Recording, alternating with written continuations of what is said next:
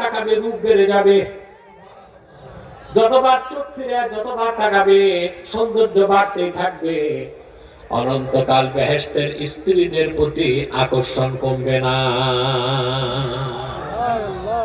সুবহানাল্লাহ। তারা থাকবে চির পবিত্রা পবিত্রা। একটা প্রশ্ন আসে না, স্ত্রী তো পাবো 70 জন করে, বাচ্চা কাচ্চাও হবে নাকি? না, প্রশ্ন আসে না। দুনিয়াতে অনেক মানুষ আছে, সম্পদ আছে, সন্তান নাই, আছে না? আছে। ডাক্তারের কাছে দৌড়ায়, আবার কবিরাজের কাছেও যায়। তো কবিরাজরা টাকা পয়সা নিয়ে আন্ডা দেয় খাইতে। ঢাকাতে এক ভণ্ড পীর ছিল, আন্ডা দিত খেতে। কোন কবিরাজের কাছে যাবেন না, এরা হচ্ছে ভংসং। ঠিক।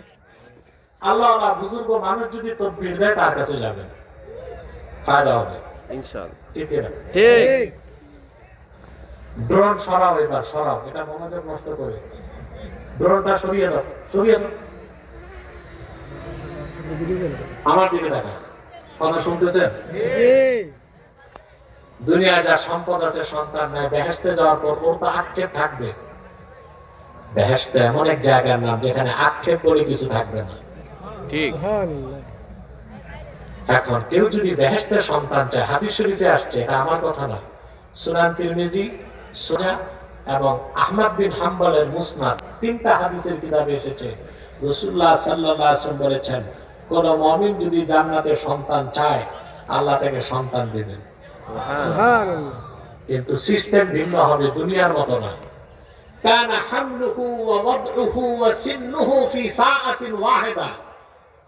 মুমিনের বেহেশতে তার কাছে সন্তান হওয়া, খালাস হওয়া, বড় হওয়া সব এক মুহূর্তে হয়ে যাবে। সুবহানাল্লাহ। সব এক মুহূর্তে হয়ে যাবে। সুবহানাল্লাহ বলবেন না? সুবহানাল্লাহ।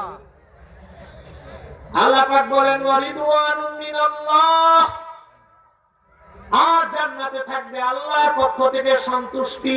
সুবহানাল্লাহ। এটা বুঝছেন? জি না, বুখারী শরীফের হাদিস।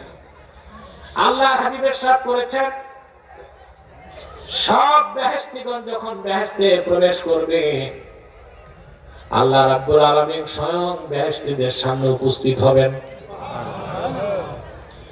আল্লাহ ডেকে বলবেন, আমার জান্নাতি বান্দারা, তোমরা আমার উপর রাজি আছো নাকি? তারা বলবে, আল্লাহ, যা চেয়েছি তা পেয়েছি, যা চাই নাই তাও তো দিয়েছো। গোটা সৃষ্টি জগতের মধ্যে কোন সৃষ্টিকে এত মর্যাদা দাও নাই, তোমার হাবিবের উম্মত হবার কারণে যত মর্যাদা দিয়েছ। আল্লাহ আল্লাহকে বলবেন, শোনো, সবচেয়ে বড় নিয়ামতের ঘোষণা দিচ্ছি, আমি আল্লাহ তোমাদের উপর রাজি হয়ে গেলাম, আর কোনদিন নারাজ হব না। এটা হচ্ছে রিদওয়ানুম মিনাল্লাহ। এই সব হচ্ছে মুত্তাকিদের জন্য। বলেন সুবহানাল্লাহ। সুবহানাল্লাহ। তা আমরা কি শুধু মুমিন মুসলিম হব না, মুত্তাকি হব? মুত্তাকি। বিষয়টা একটু বুঝি। ঈমান আনলে ব্যক্তির পরিচয় হয় মুমিন। ঈমান আনার পরে বাহ্যিক আনুগত্য প্রদর্শন করলে তার নাম হয় মুসলিম। আর যখন মুমিন মুসলমান অন্তর থেকে আল্লাহকে ভয় করে গুনার কাজ ছেড়ে দেয়, তখন সে হয়ে যায় সুপার ক্লাস মুসলিম, তার নাম হয়ে যায় মুত্তাকি। ঈমান আনলে কি? মুমিন। আরে কথা বলো। মুমিন। সবকিছুর আগে কি?